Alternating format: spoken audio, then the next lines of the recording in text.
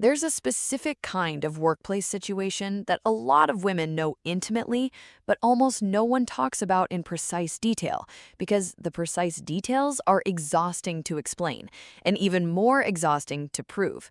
And by the time you've finished explaining them to someone who wasn't there, you can see in their eyes the small, involuntary calculation they're running, weighing your account against the reputation of the person you're describing, measuring your composure against what they think distress should look like, deciding quietly whether you are credible or complicated.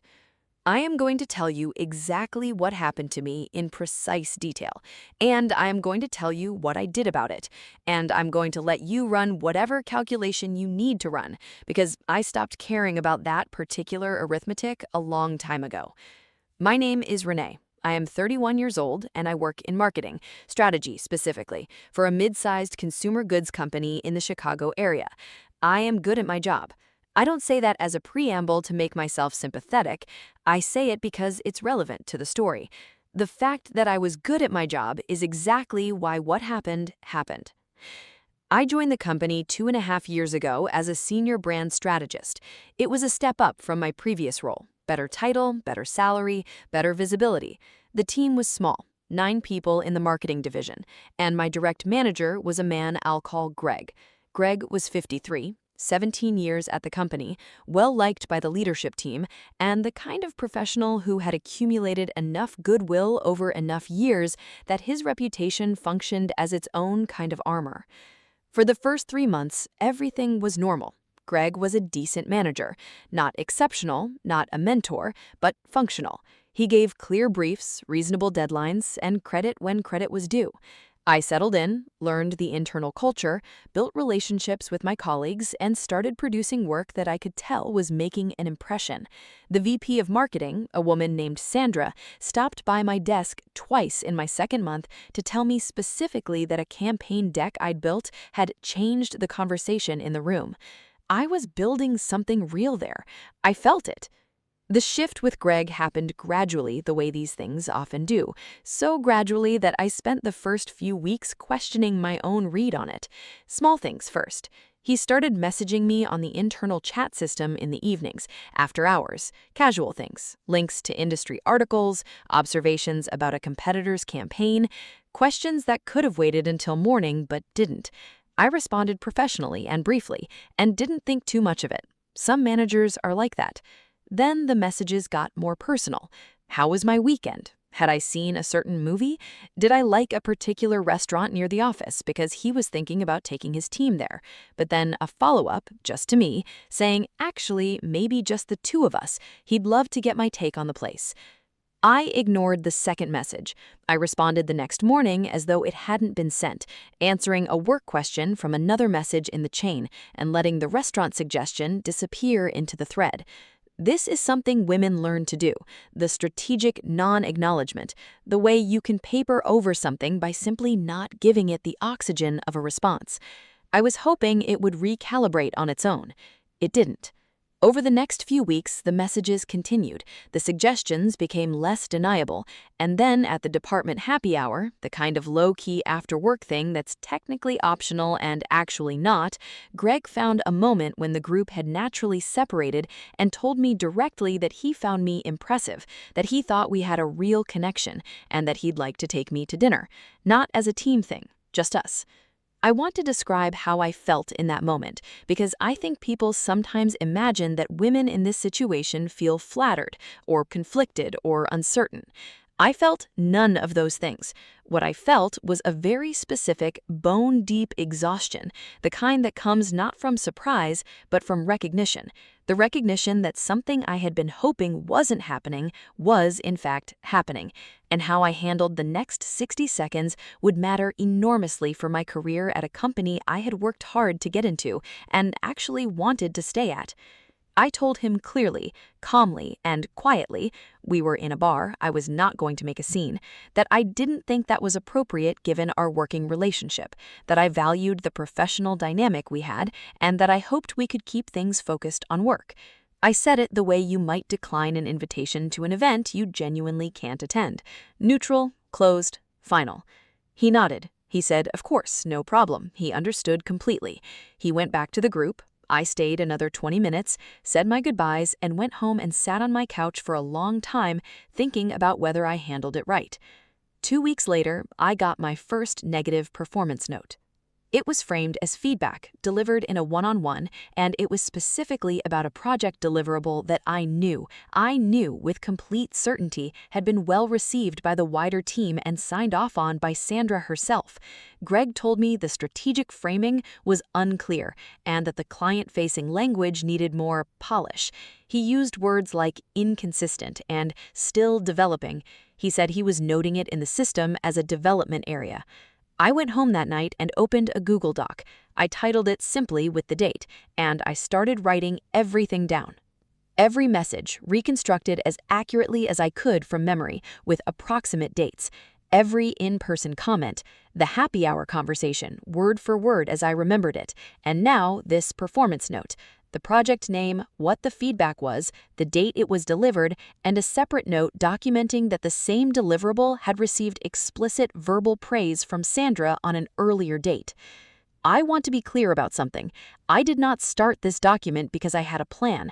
I started it because writing things down is how I process, and because something in me understood, in a way I couldn't yet fully articulate, that I was going to need receipts. The pattern continued over the next 3 months. Greg found small, consistent ways to undercut me. He began leaving me out of meetings I should have been in, and then critiquing my work for lacking context that I would have had if I'd been in the room. He reassigned a high-visibility project I'd been leading to a male colleague with less experience, citing a vague bandwidth concern that applied to him no more than it applied to me. He gave me a mid-year check-in rating of meets expectations, the lowest rating in the department, despite the fact that Sandra had personally praised my work twice in the same period. I documented everything. I kept the Google Doc updated with dates, descriptions, and where possible, corroborating details. I saved relevant emails to a personal folder. I screenshotted the internal chat messages I still had access to, the after-hours messages, the restaurant suggestion, everything. I also did something that I think was the most strategically important decision I made through all of it. I did not change my work. I did not shrink. I did not start second-guessing my output or hedging my ideas in meetings or making myself smaller in the ways that I think Greg was hoping the pressure would produce. I kept doing excellent work, loudly and visibly, because I understood that the paper trail I was building needed to exist against a clear backdrop of my performance. Not because I was trying to prove anything to Greg, but because I was thinking about a future audience that wasn't him. About 8 months in, something shifted in my favor. Not because of anything I did, but because Greg made a mistake.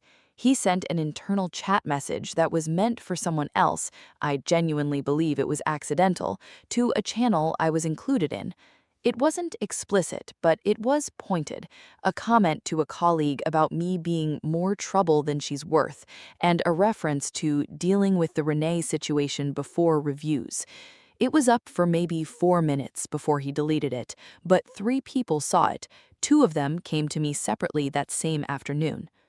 One of them, a woman named Priya, who had been at the company 6 years, sat down next to me at my desk and said quietly, "That's not the first time he's done something like that to someone."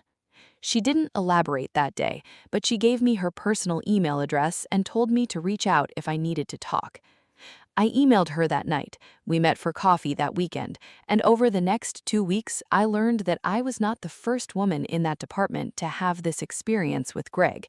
There had been someone before me, a woman who had left the company 18 months prior, who had filed a complaint internally that had gone, according to Priya, essentially nowhere because Greg had enough institutional goodwill to weather it. The woman had eventually just left. I was not going to just leave. Not because leaving wasn't an option. I had actually been quietly interviewing for the past 6 weeks because I'm not an idealist, and I knew that even a well-documented complaint didn't guarantee a good outcome, and I was not going to let my career stall while I waited to find out.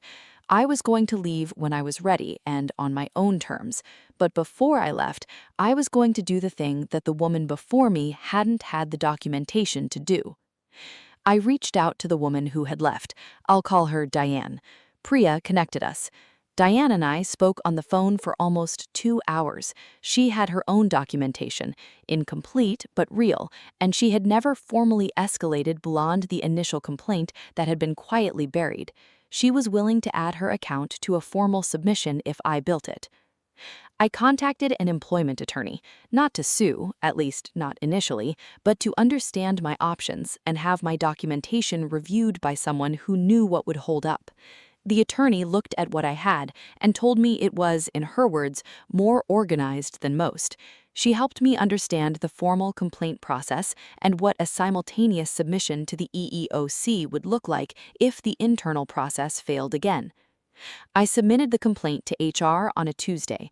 It was 41 pages, including attachments, my documentation, Diane's written account, the corroborating statements from the 2 colleagues who had seen the chat message, and a timeline I had built that mapped the performance retaliation directly against the dates of my rejection and Greg's subsequent behavior.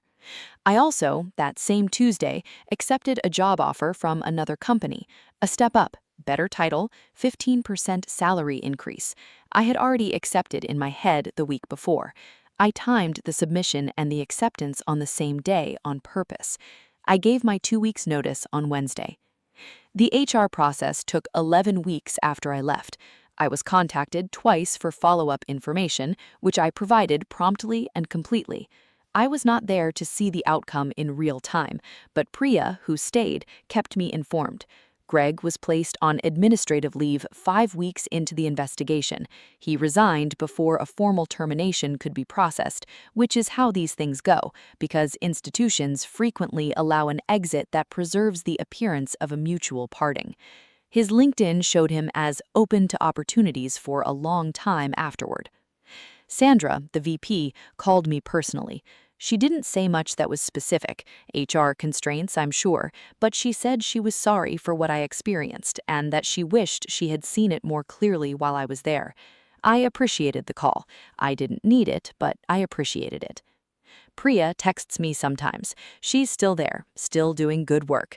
She told me recently that the department atmosphere has changed, not transformed, not perfect, but noticeably different. I believe her. Here is what I want people to understand about what I did, because I have told this story to a few people, and the response I get most often is some version of, "You were so smart," or "You were so strategic," said in a tone of mild awe, as though I had done something exceptional or unusually calculated. I was not exceptional. I was prepared. There's a difference. The only truly unusual thing I did was refuse to absorb what was happening to me as though it were a weather event, something to endure and recover from in private. I treated it like the professional crisis it was, with the same discipline and documentation I would bring to any other professional challenge. I wrote things down. I kept records. I found the people who knew what I knew. I did not let the fear of being seen as difficult or dramatic talk me into silence. And I did not blow up my own career in the process. I protected it at every step, because protecting my career was the whole point. I have been at my new company for almost 2 years. I was promoted 7 months in. My current manager is someone who forwards my work to leadership with my name on it, who asks my opinion in rooms where it matters, who has never once messaged me after hours about anything other than a genuine work emergency. I did not know it was possible to feel this normal at work. That's the thing that gets me still when I think about it. Not the anger, not the vindication, but the quiet amazement that this is just what work can feel like when the person above you is simply doing their job. I have my folder still, backed up in 3 places.